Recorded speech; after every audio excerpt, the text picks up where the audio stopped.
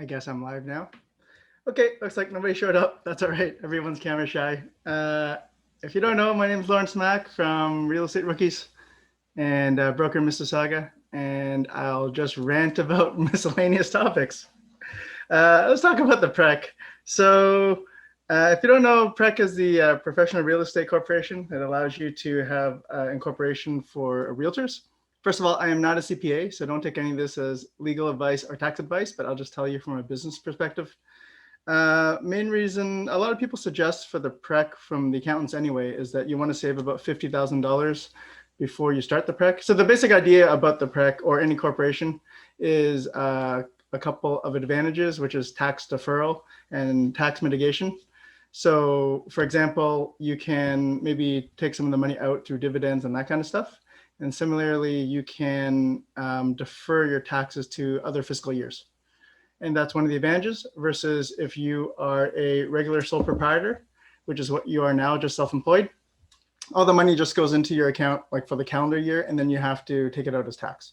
So that's one of the main advantages of the PREC. And a lot of people, because of the financial friction to get an account, for some people, maybe 2,000 to 3,000 per year, a lot of people suggest that maybe you need to save $50,000. And then if you can save $50,000 per year, it's worth it, regardless of the GCI. For myself, if you can't save 50,000, I think there's a lot of advantages anyway. And a lot of it comes from the business planning point of view.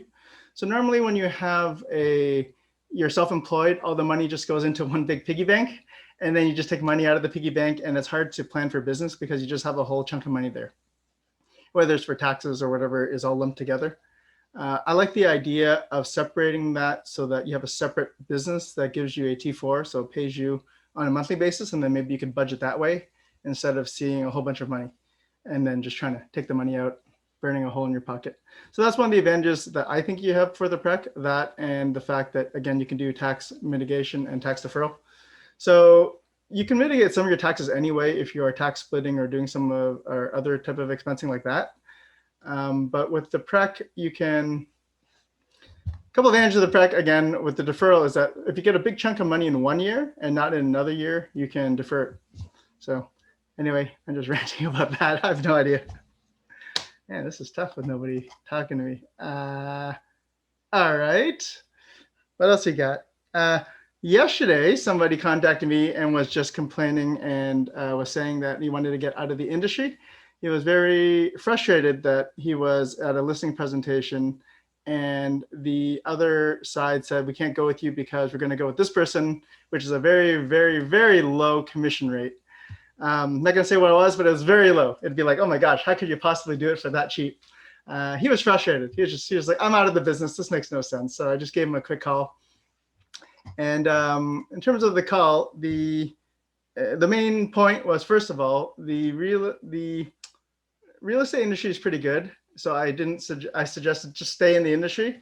So don't just leave. Worst case, park it somewhere for a couple of years and come back. That's fine.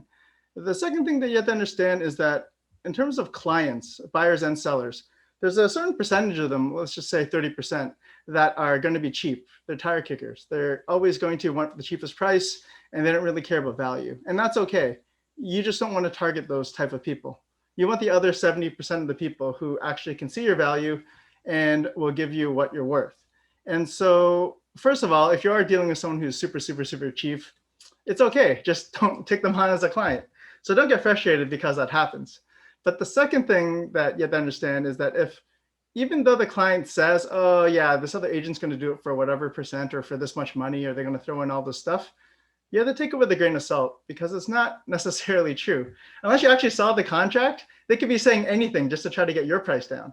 So don't take it at face value, and also don't get frustrated because this happens a lot.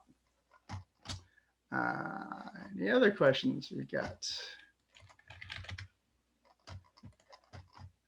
Someone asked something about EXP. So I'm not going to talk much about EXP here. If you'd like to, you can contact me privately. That's fine. In general, I just thought it was a good opportunity for me. I think it makes sense and aligns with the values that I have.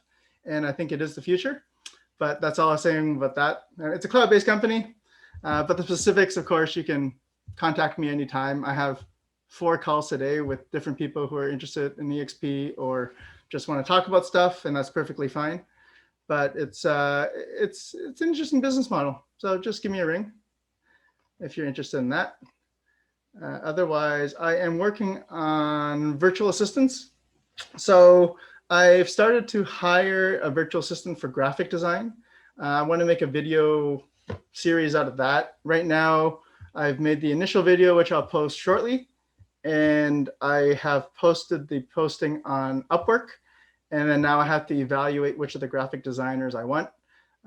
So my background is I've probably had more than 50 interns and employees go through my other corporation. And in terms of online hiring, virtual assistants, that kind of stuff, I have a lot of contractors. I've dealt with a lot of them in the past. Most of them are not long-term, but you just have to get good at redoing your process to hire people so that you could use the process and then hire another person to help you. So I've had people to help me edit videos. I could do it myself. Graphic design is what I'm looking for. Specifically, I'm looking for somebody to make the graphics for Instagram, Facebook, YouTube cover accounts. And so that process I have with a series of tests, which I will go through in another video, I guess. Unless somebody wants to know now, then I can go through it now. You know, I could probably just go through it now, whatever. Give me a second. I might as well do the hiring for virtual assistants, and then that way I could cut out this video and use it for my other videos.